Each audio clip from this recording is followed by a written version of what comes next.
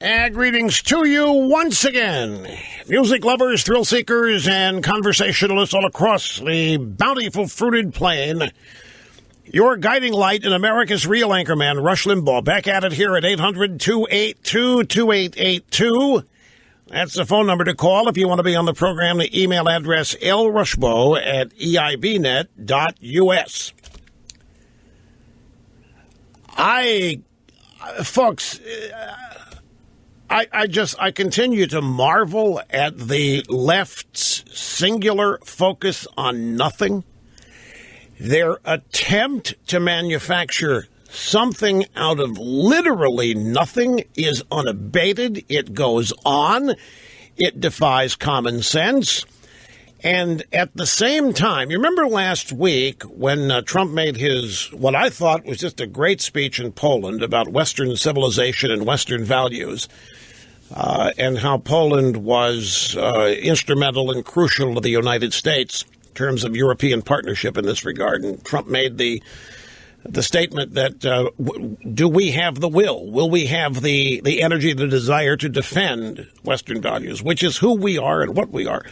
And I knew there was objection to it at the time, but it's singularly instructive to note the literal cow that the left is having over the assertion of greatness of Western values.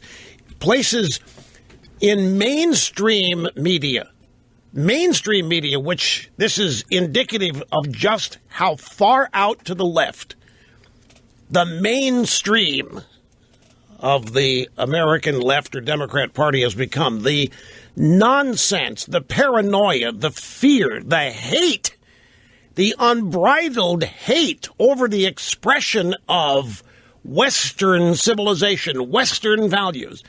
For those of you that are not quite sure how to define Western civilization, you have to think of people like Winston Churchill. You have to think of the founders of this country. Western civilization is simply that which led to the United States of America. It's instrumental in the founding, the values, the overall view of humanity and the world. And it has been one of the greatest acknowledgments of the human condition in the history of the human condition, and that being the United States Declaration of Independence, the Constitution, and the entire setup of the United States of America, and defined. Look, I've always known that liberals are far gone, and I've always known they're extreme, and I've always known they're hateful. But I continually, and I shouldn't be, I guess, but I continue to be surprised over just how far gone they are. There is now a genuine, we have to just call it what it is. There is a genuine hatred for this country and its great traditions and institutions. And it appears, at first glance to me, like it happened overnight. It hasn't happened overnight. That's the point. It has been effervescing for decades. But it seems that we have 4 years of George W. Bush, and all of this was there, but it wasn't expressed. It wasn't portrayed as mainstream liberal Democrat thought. Within a week of the election of Barack Obama, it seems like that wing of the party, the people that voted for Obama because of his policy orientation, not because of his race, had become something distinctly not American. And it was like a jack-in-the-box popping up to me, and it was a shock. And the sad thing is it continues to be, even though I know who these people are, and I know how long they've been out there, and I know that they've been